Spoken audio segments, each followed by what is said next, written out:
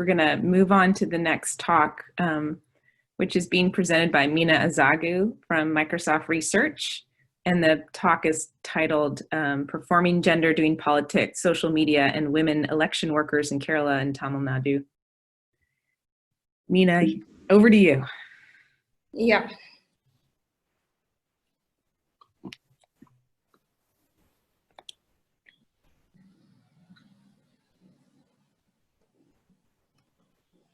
Can you all see my screen? Yep. Okay.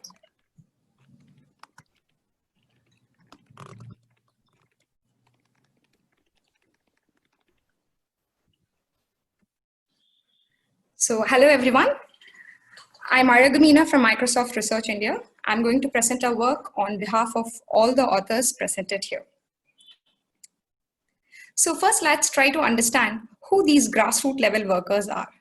These pictures show several activities that happen during elections. These include door-to-door campaigns, organizing public meetings, pasting posters, distributing pamphlets, and freebies. This work is planned and executed by grassroots workers. Typically, the afternoon election work when household men are out of work is done by women election workers. This is basis by ensuring it when most men are away from their home. So during this time, women take advantage by entering domestic spaces such as kitchens to perform their campaign work, which are often inaccessible to male workers. In India, politics is traditionally male-dominated. Parties are going digital, which means all workers, men and women, need to have basic tech skills. This raises a conundrum for women election workers, since an active public face is still a taboo, and women can face all kinds of harassments such as doxing and cyberbullying if their images are out in public. Past work has shown that not only does the law fail to protect women targeted by online harassment, but that political parties actively indulge in it.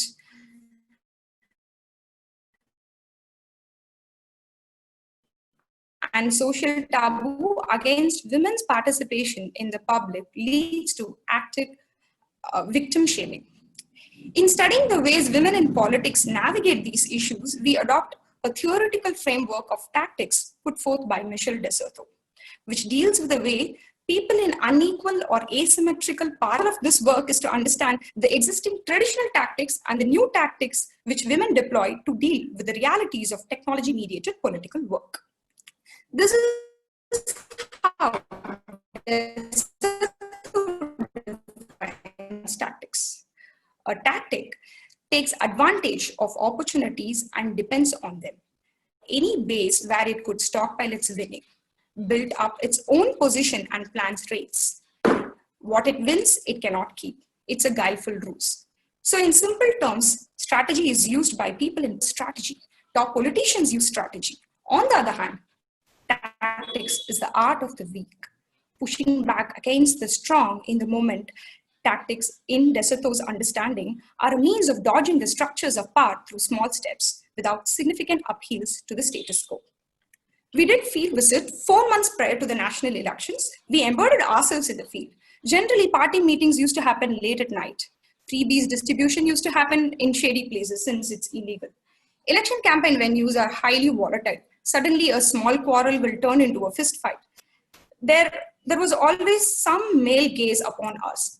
When we were in the field, the difficulties that women face in these adversarial spaces were made clear and was made very clear to us during several moments.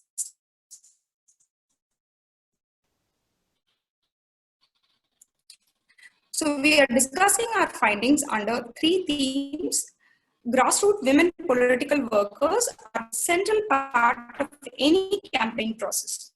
Since they are in the mobilized workers selected from the same members are changing. Women political workers are often onboarded based on their ability to use modern technology to create and manage social media pages and build communities through WhatsApp. A typical political worker will have a whole list of voters, their information such as phone numbers, and can often say to some certainty which party a family votes for. First, we discuss the everyday life of political workers. In Kerala, Kudumashri, a popular poverty alleviation program and a women empowerment and welfare program, was used as a means to legitimize women's presence in electoral spaces. Since women can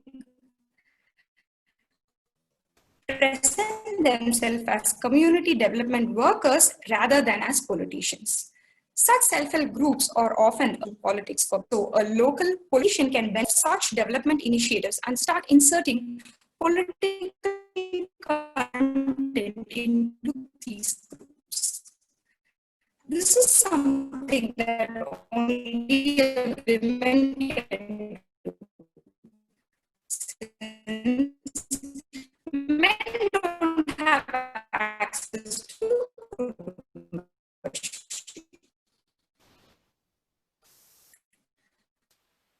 that to and at the same mindful of them in terms of Lakshmi was a political. She had a personal assistant manage her media, was able to spend time on social media. On women like Leela was with less resources and part of the political party, but she checks all the political related updates from her husband's phone instead of hers. From misogynist interactions, experience when women also careful about when they are. Hey, Meena, I'm going to interrupt for a minute. The quality of your audio has degraded. And I think we can, if it's okay, we can have Joyojeet. He said he could step in and complete the. Sorry, can I do this? Can I share the screen? That will reduce the amount of bandwidth you need to take on your end. And then you can just tell me to go ahead with each slide and you can still speak. Is that okay? Why don't we try that? Yeah, sounds good. And Joyojeet, we're working on getting you to co-host. Okay. Yeah. So you can go with slide 9 and from there I can join.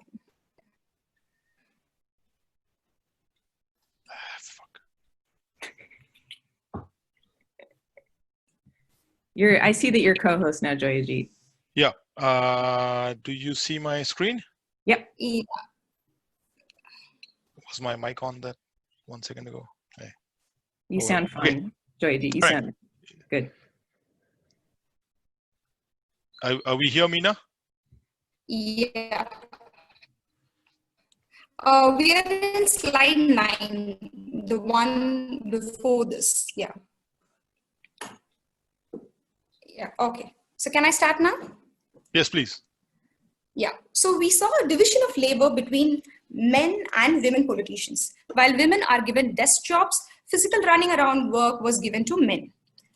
After the 2014 national election, a new kind of desk work emerged as parties began information and technology wings to manage their social media outreach.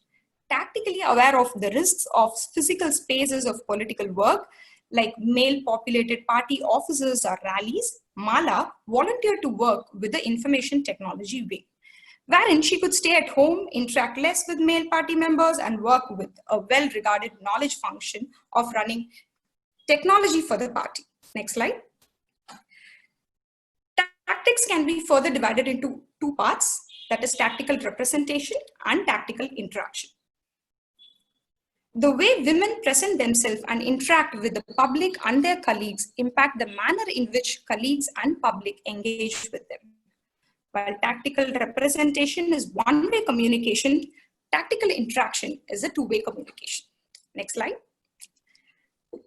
Tactics included avoiding inappropriate sexualization by not having their own image, but the party logo or a flower or a display as a display picture. Another approach was to seek legitimacy in a male figure. Susie, seen here in this picture, experienced that there was a reduction in the number of sexist remarks online once the initial of her party chairman, that is TTV, mentioned here, was added as a prefix to her profile name. Next slide. While male members had pictures of macho strength, such as raised fist or standing in front of a large crowd of supporters, female members had pictures with respectable traditional dressing style or pictures with their husband or children. Women make conscious decisions about who they add as friends online, about what to like and what not to like, what to share and what not to share. They must perform an online persona that perfectly balances their personal life or their emotional expression over an issue while also displaying leadership traits that are considered masculine. Next slide. This picture shows a women political leader being trolled because of her physical appearance. Women politicians must straddle a line between presenting pictures that are perceived as pleasant looking, but at the same time, not what might be considered too attractive so as to avoid unwanted attention. One important tactic, though, was to push back. Women who had been harassed could leverage the party affiliation and platform to publicly confront their harassers. Next slide. People like Mala, who is a first-generation politician, uses silence as a tactic. When she encountered sarcastic remarks on one of her videos, she stopped responding even to positive comments to avoid unnecessary conflicts from that situation. In the words of Mala, I was so afraid. I was so afraid. Nobody allows a woman into politics in my family. My husband has done that, so I should live up to his expectation. So this is what Mala said when I was having a conversation with her. She also addressed her male colleagues as Anna, which means brother in Tamil, to ensure that the male members don't transgress the gender boundary and make inappropriate advances. Next slide. To borrow a smile from J. Devika's work, using social media is like riding a tiger. The ICT tiger is often violently masculine, but to avoid climbing on it is often not an option for women political workers. They are climbing on and exploring tactics to stay on. And with these efforts and more explicit ones, the hypermasculinity of this terrain needs to be changed intentionally. Our work highlights the tactics of women pushing back against the strategies of parties that are aggressively bringing technology into their electoral strategies. Our work also shows how new forms of gender challenges are brought about by the need to both organize and perform online. Analog political work had its own challenges, but over time, women had carved spaces of legitimacy. Social media-based elections work required that these women create new forms of legitimizing their practices and spaces under the asymmetrical power relationship that sets the rule for political campaigning. A crucial limitation in this gender binary cis-normative nature of this work and scope for future work is to understand the experience of transgender or gender non-binary political workers in online political spaces. Hope we succeeded in our attempt to draw the attention of this community towards the gender politics behind the online brand management and work of women political workers. Thank you. We are up for questions. Yeah, we definitely have time for some questions. I'll be once again looking at the participant list to see if anyone's raising their hand, or if you don't have that feature, you can physically raise your hand and I'll try and keep an eye on that.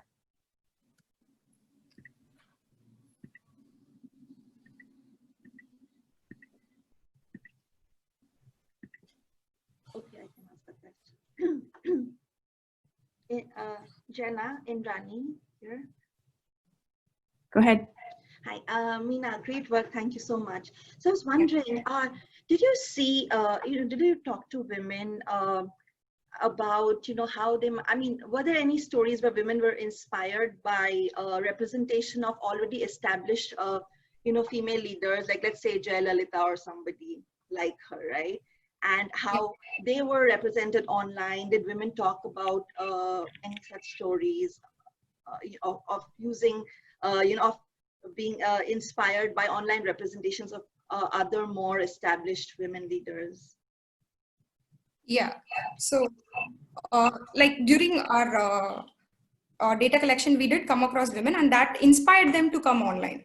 Even like they know that people in their community will pass comments on them. Like in Tamil Nadu, at least, using social media was seen as a taboo. Like when women is with her phone, if she's going out, this was seen as a taboo. But though they were aware of all these things, these people understood the importance of IT wing. Like nowadays, what is happening is IT wing is like the media for the party. So once you capture the attention of the IT wing, then the possibility of you being in the limelight of the party leader is higher. So because of this reason, even they got inspired by people who are online, and they entered in despite being aware of these challenges. Yeah, did I answer your question? So I guess, I'm sorry, maybe I wasn't clear. So the way, let's say somebody like Karni Mori is represented online, she represents herself online, or Jayalalitha, when she was around, you know, how she represented herself online. Do the women that you talk to, do they like get inspiration or use tactics that have been already established and seem to work for other more established leaders? Okay, fine. So I'll give you an example for this. Are you aware of Tamilisai Soundarajan? She's the BJP head for Tamil Nadu. She was. Okay, she's a top level politician in BJP party in Tamil Nadu. So once I was talking to one of the political workers, she said people mocked Tamilisai and they were passing very sexist remarks on her, and she used humor as a tactic to manage that particular situation. So she said, from her, what I can learn is not to go out or not to move away from social media, rather be there.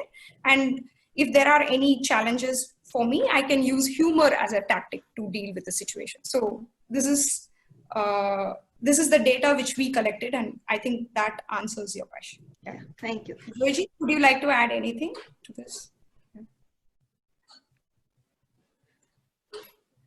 Yeah, so actually this is a very good question, because we did this work in 2 different states, and what we found is that a lot of the women had to rely on not just the senior leaders, but male persons who were around them to gain that legitimacy. Now, if you know that Karni Mori herself, she is the child of the political family.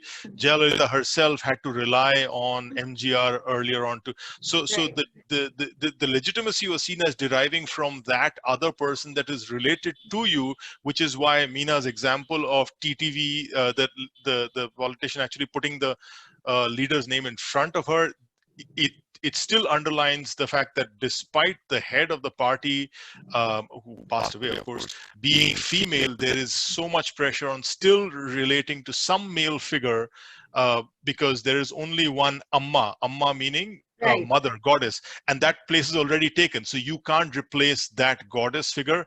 This is kind of confusing for somebody who doesn't understand South Indian politics, but it was eventually that male figure. You take a picture with your children and so on and so forth to legitimize yourself as a politician.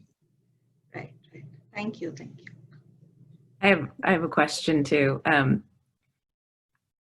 I think, I mean, around the world, for women, I think that online spaces and social media in particular, there's always this kind of careful dance around what to say and what not to say and how to avoid harassment. And I love the reference to Disserto and his notion of tactics.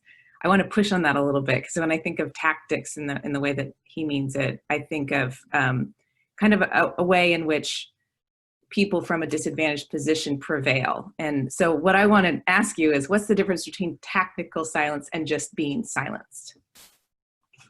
Okay, fine. So there she's using silence as a mean to evade that situation. So that's what we are referring to when we mean she's using tactics as a silence. So she's not being silent as a last resort. So she's picking it up and then she's being silent. So that's what is the difference between silence and tactical silence, like how we perceive it in our people. But to me, it sounds like, you know, if the effort from kind of opposing political parties or men in a patriarchal society is to stop women from speaking openly, they've succeeded. And so it's just a little tension there around the idea of what, you know, what James Scott calls weapons of the weak. Is it a weapon of the weak to just be silent? I mean, if you're protecting yourself from harassment, that makes sense as a tactic, but it also means that you've been effectively made not to talk about an issue or not be public or not be vocal about something. Okay. So here, yeah. Go ahead. Yeah, No, go for it. Go for it. Go for it. No, go for it. Okay. So here she has multiple options, and she feels that being silent could be the best